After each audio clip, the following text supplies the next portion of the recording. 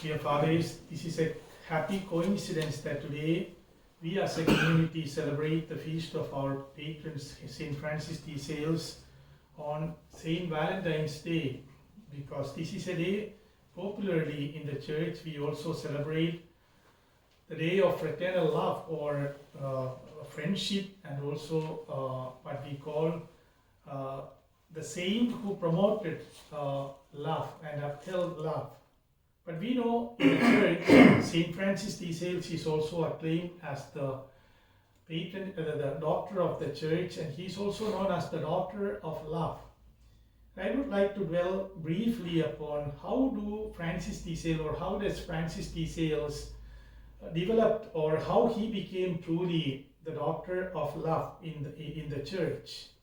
Francis de Sales begins with the very making of human person. He goes back to the Genesis account of human creation, which we are reading in these days in the first reading. We are reading since almost the beginning of the week.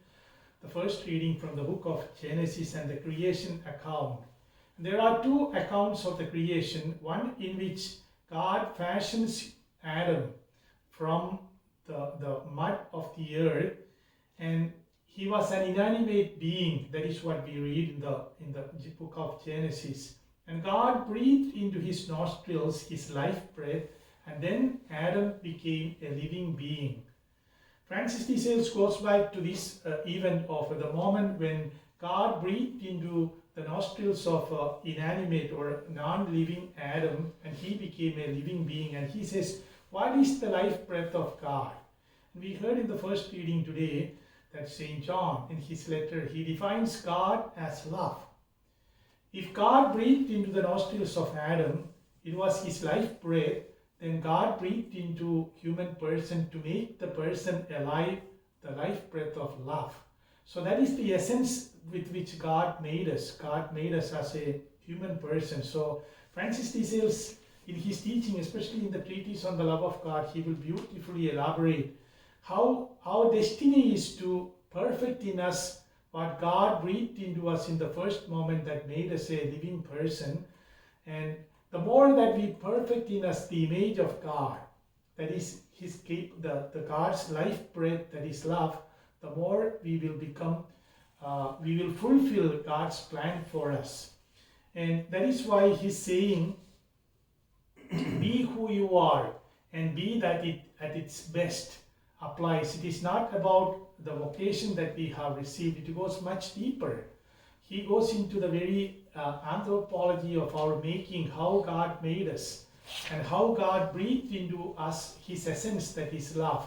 And so if we are made in the image of God who is love, be who you are and be that at its best. The more that we become loving persons, caring for others, be perfect in us the divine image. And that is the maxim Francis de Sales wanted us to understand. And at the same time, as doctor of love, Francis de Sales says that we are taken from the most vile element of the earth, that is the mud.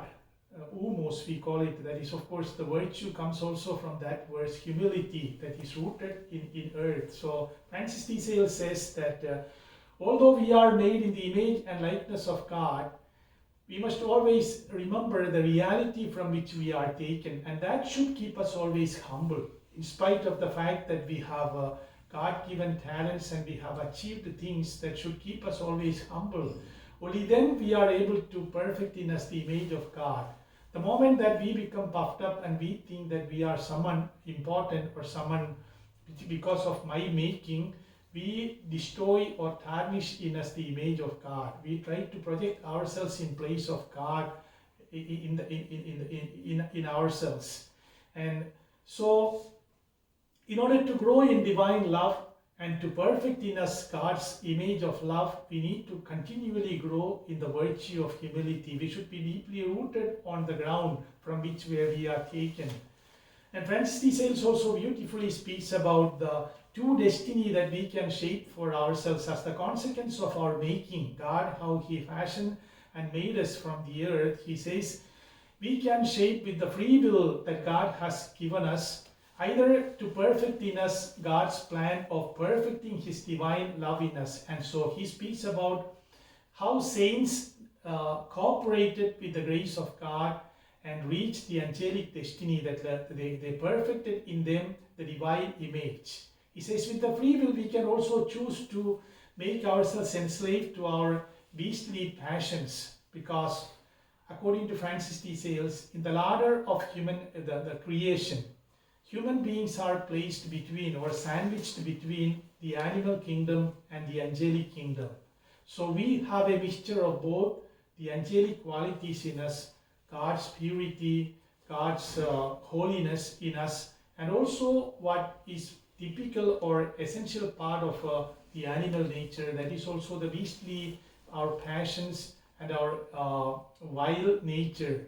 And so Francis de Sales says, given the option of exercising our free will, we can either attain in this life or have the clear goal in this life of reaching angelic holiness and also reaching holiness and becoming saints in this life, or we can give into the beastly wild nature in is given into passions, and we can also live like animals. So he says that both possibilities are there.